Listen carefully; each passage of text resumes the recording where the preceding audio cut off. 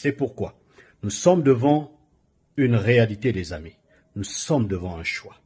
Nombreux d'entre vous ont peur. C'est justement cette peur qu'on a su mettre en vous. On vous a reprogrammé de telle sorte à avoir peur, de telle sorte que vous ne soyez pas capable de prendre votre destin en main. Mais nous sommes devant un choix, les amis.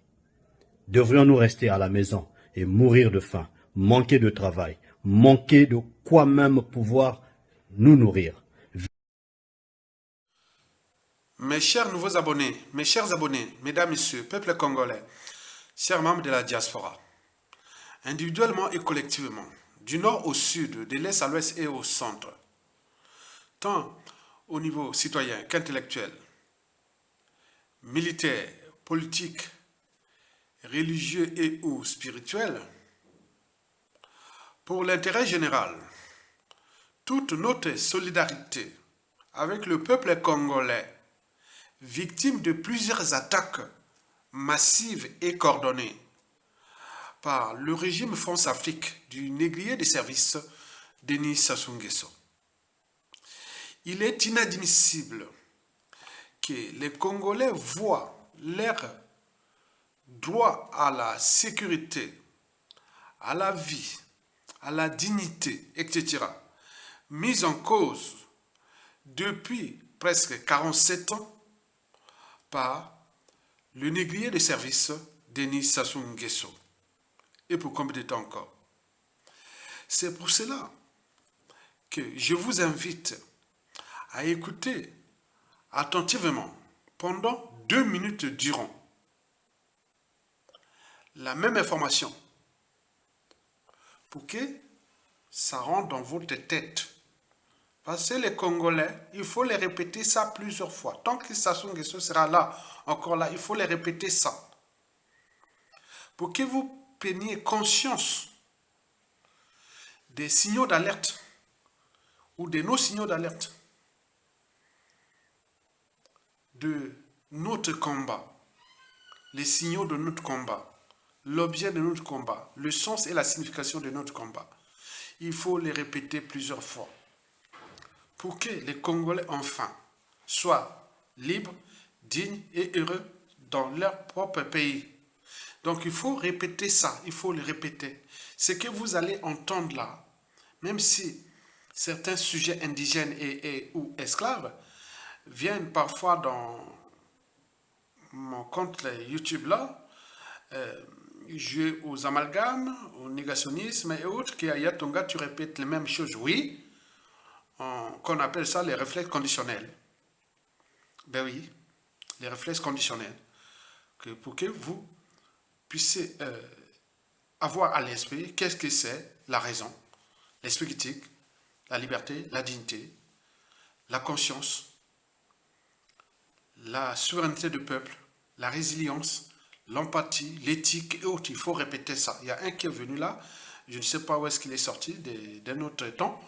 Il vient dire à Yatonga, parfois dans tes vidéos, tu répètes les mêmes choses. Oui, tant que Sassou Nguesso sera là, il faut les répéter pour que, au moins, ce sont des piliers, des classiques du peuple, des classiques de révolution et autres. Il faut répéter ça pour que les gens parlent. Parce que ça s'est passé partout, historiquement, depuis la nuit des temps.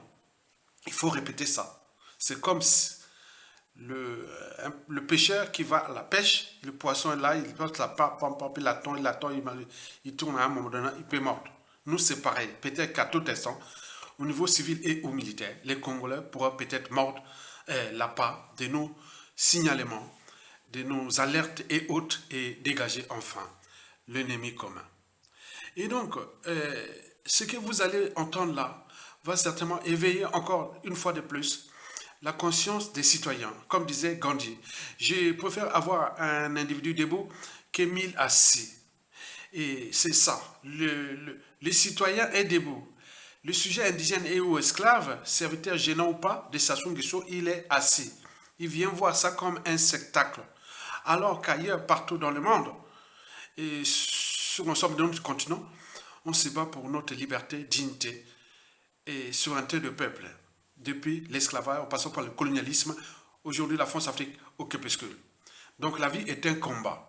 Et donc soyez des citoyens et non des indigènes esclaves ou de bétail humain pour un être mortel qui n'est que du passage sur terre, qui va nous laisser des merdes comme ça s'est passé ailleurs en Afrique, où ces dictateurs en Syrie sont partis et ont laissé qu'il y ait des merdes dans ce pays. Donc la faute à qui? À nous-mêmes. Donc nous sommes là, debout, on ne lâchera pas, tant que l'espoir sera là. Donc, vous allez écouter ce message-là d'un jeune Congolais avec des citations, des mots autres que j'ai mis à côté, qui viennent de Mandela, de Thomas Sankara et autres. Ça permet de se positionner et de réfléchir. Parce que la liberté commencera par la réflexion, par la pensée. Ce n'est pas par les émotions ni l'appartenance, c'est par la réflexion, la raison. De douter, de réfléchir, de se structurer, de s'organiser et d'agir. Et donc vous allez entendre ça, voir ça, et ça va certainement vous alerter et encore éveiller davantage la conscience des Congolais. Une prise de conscience est totale. Parce qu'avant chaque changement majeur dans une nation et ou société donnée, précède toujours la révolution des idées, la révolution intellectuelle. Elle est là pour l'alerte générale et souvent elle engendre la révolution citoyenne, c'est-à-dire la mobilisation générale, qu'elle soit au niveau de la rue et ou au niveau militaire.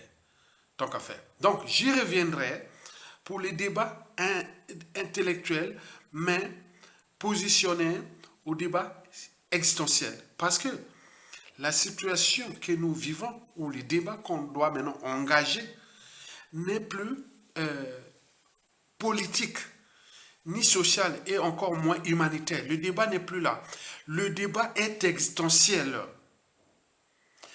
Car nous sommes dans le tout.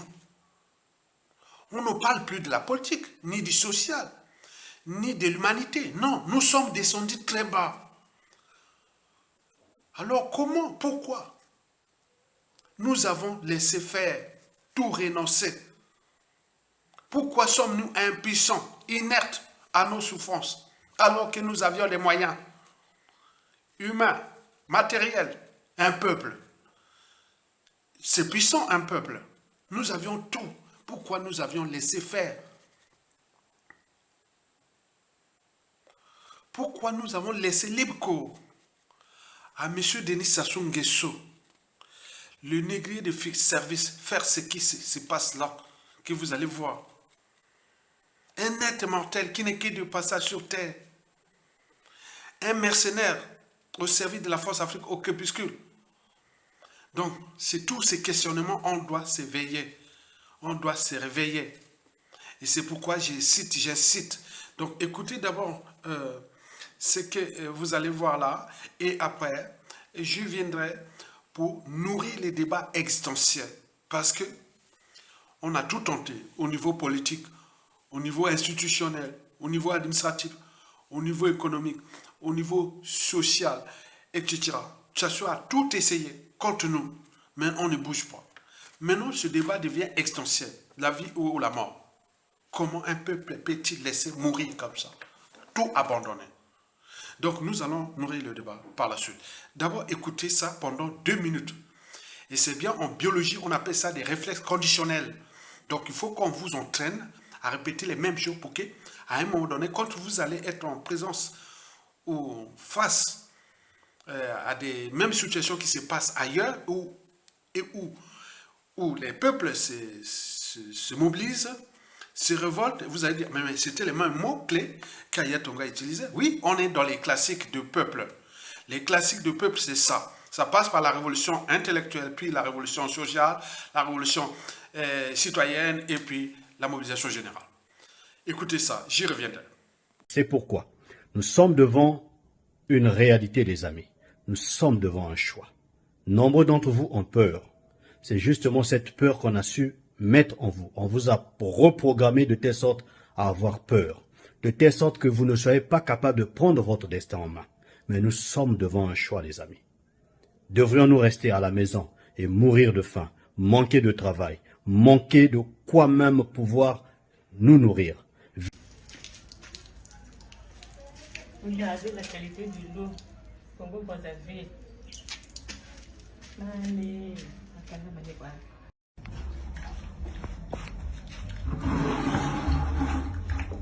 voici l'eau qui sort du robinet à Brazzaville.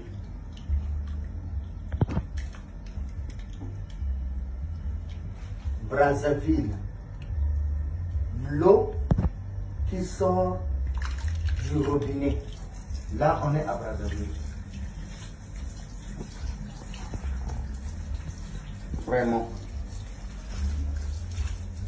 Et comme ça, les factures viendraient et nous allons payer les factures.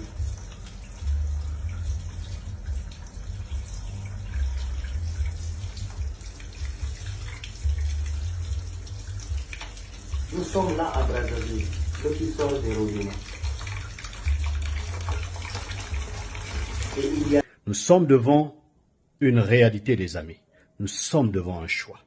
Nombreux d'entre vous ont peur. C'est justement cette peur qu'on a su mettre en vous. On vous a reprogrammé de telle sorte à avoir peur. De telle sorte que vous ne soyez pas capable de prendre votre destin en main. Mais nous sommes devant un choix, les amis. Devrions-nous rester à la maison et mourir de faim, manquer de travail, manquer de quoi même pouvoir nous nourrir? C'est pourquoi nous sommes devant une réalité, les amis. Nous sommes devant un choix. Nombreux d'entre vous ont peur.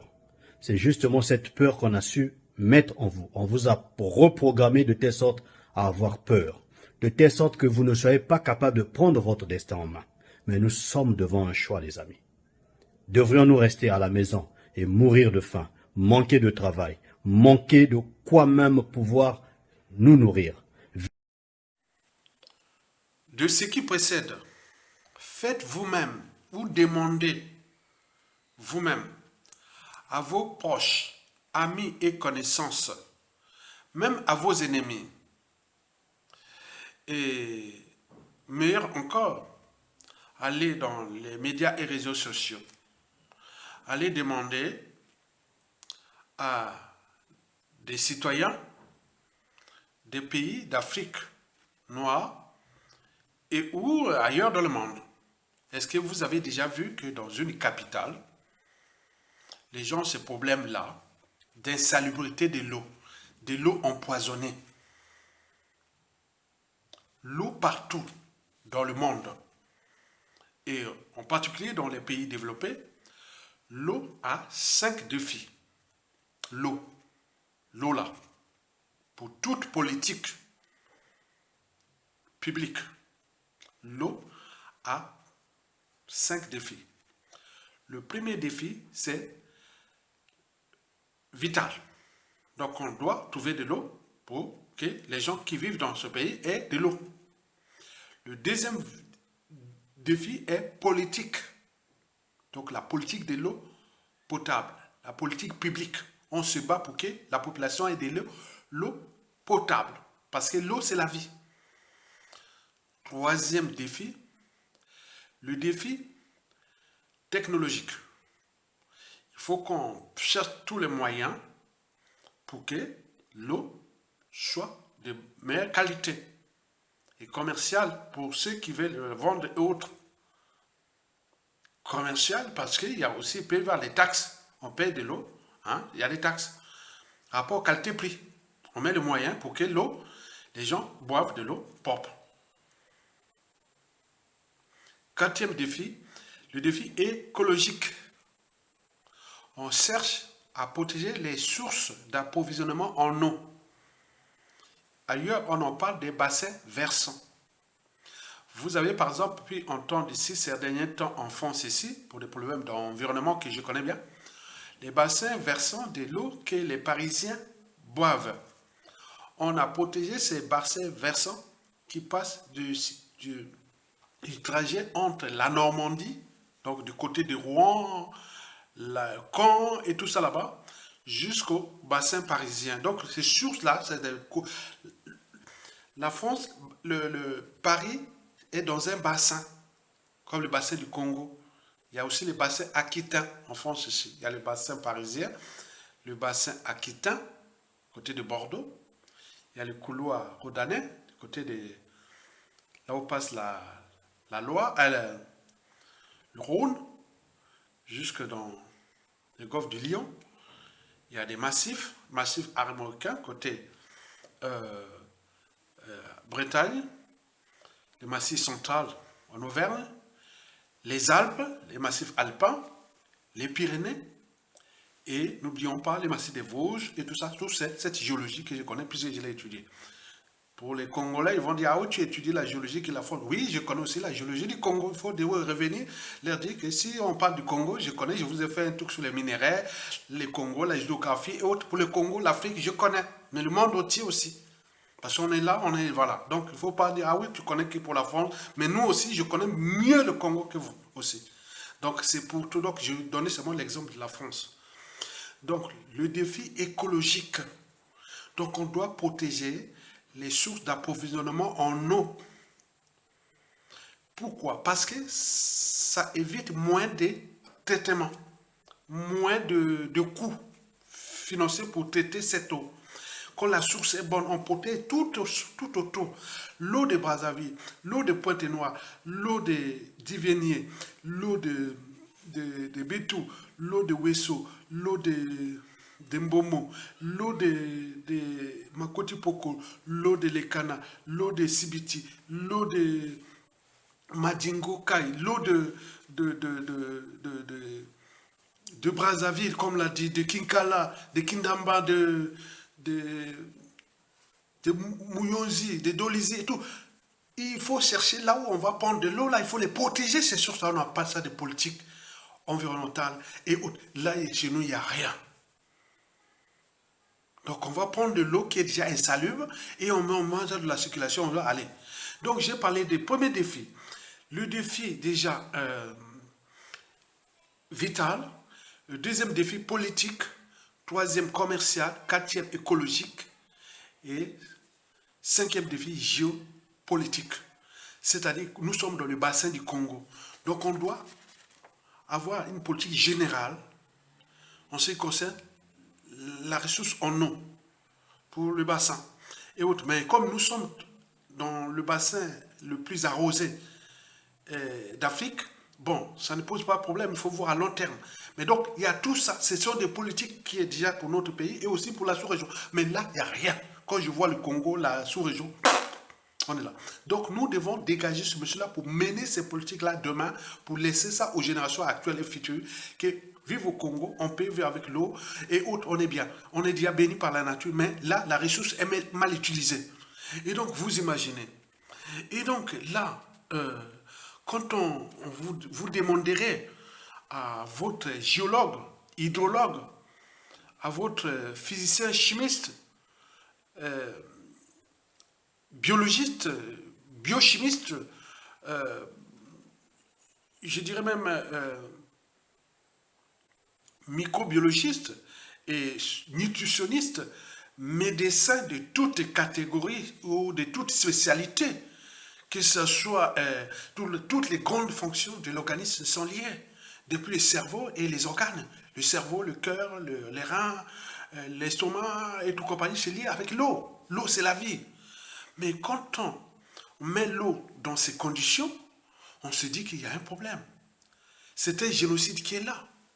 L'eau, c'est la vie. Les grandes fonctions de l'organisme ne fonctionnent qu'avec l'eau. Et l'eau ne négocie pas. Il n'y a pas de nord, sud, est, ouest. Et quand on voit à l'échelle nationale, et surtout dans les grandes villes de Brazzaville et Pointe-Noire, les mêmes ont ce problème de l'eau.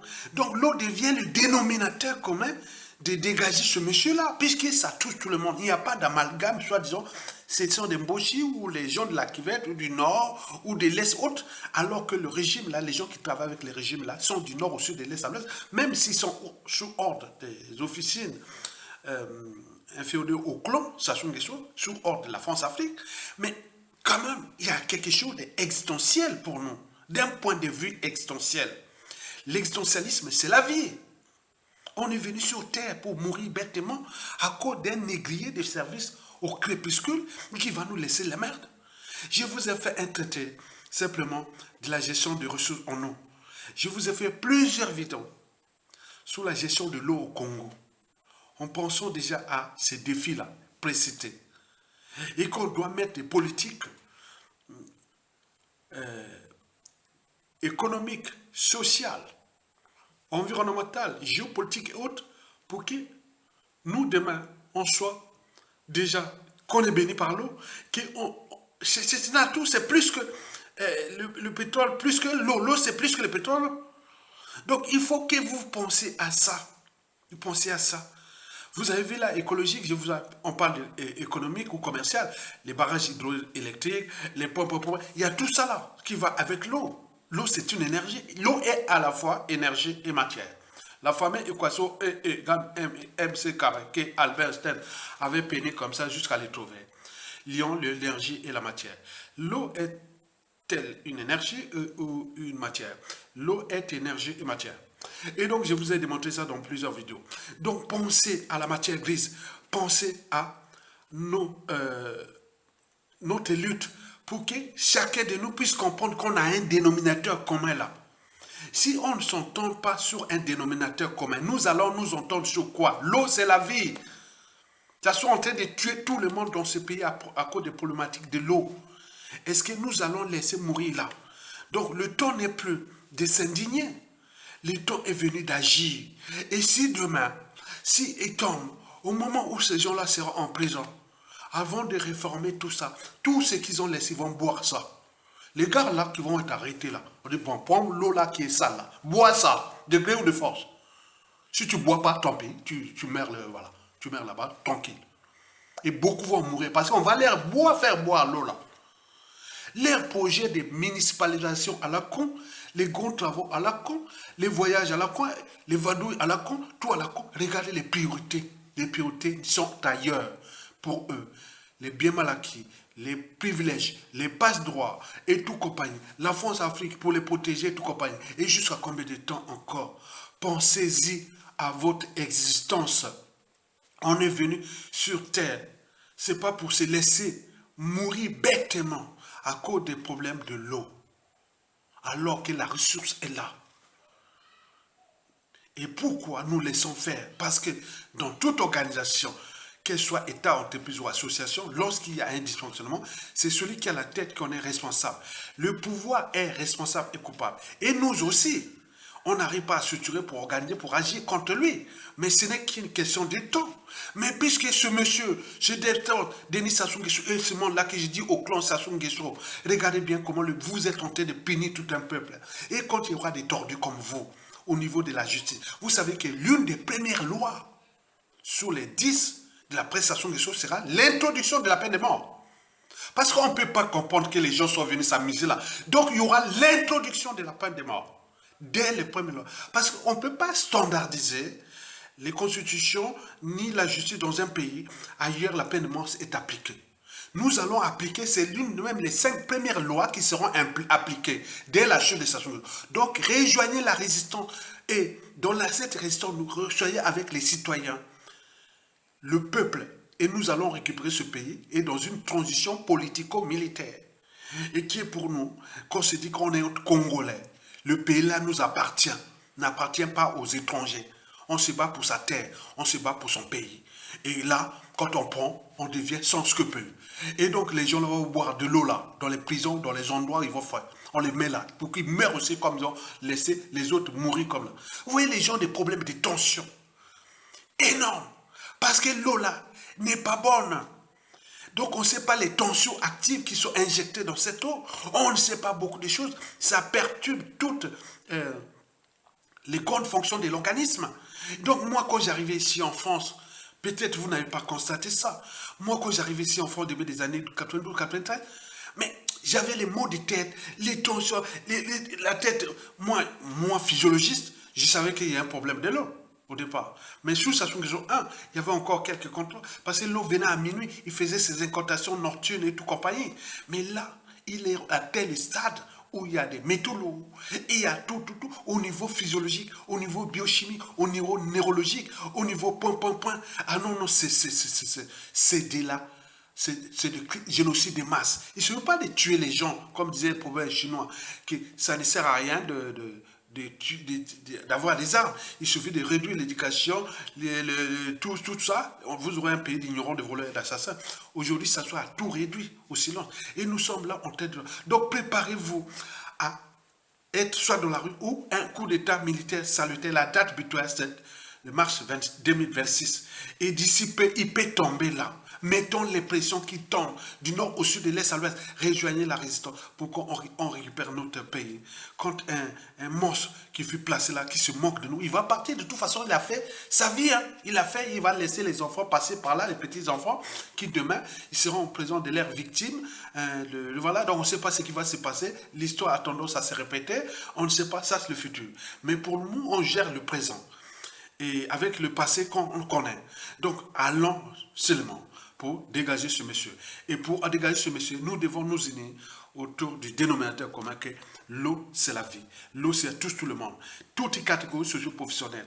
Et donc, nous devons les dégager pour que, à la fin, nous récupérons notre pays dans une transition politico-militaire avec la matière grise. On connaît comment nous sommes un pays béni au niveau de l'eau, au niveau des ressources naturelles, au niveau des écosystèmes. Et nous, qu'est-ce que vous cherchez encore? Il manque, la volonté politique est là. Les technologies sont maintenant disponibles partout et tout compagnie. Et nous avons la chance de réussir. Donc, dégageons ce monsieur-là pour que nous récupérons notre pays, notre liberté, notre dignité de peuple congolais. Et à ce moment-là, je pense que même dans la sous-région, même en Afrique, on ne va plus se moquer de nous. Vous savez quand on se moque des Congolais, regardez ce problème de l'eau là, vous imaginez. Et pour comme dit encore, likez, partagez, et pour ceux qui peuvent soutenir la résistance, soutenez la résistance. Vous êtes au bon endroit. Merci beaucoup, à bientôt. Tokolonga. C'est pourquoi nous sommes devant une réalité, les amis. Nous sommes devant un choix. Nombreux d'entre vous ont peur. C'est justement cette peur qu'on a su mettre en vous. On vous a reprogrammé de telle sorte à avoir peur, de telle sorte que vous ne soyez pas capable de prendre votre destin en main. Mais nous sommes devant un choix, les amis. Devrions-nous rester à la maison et mourir de faim, manquer de travail, manquer de quoi même pouvoir nous nourrir?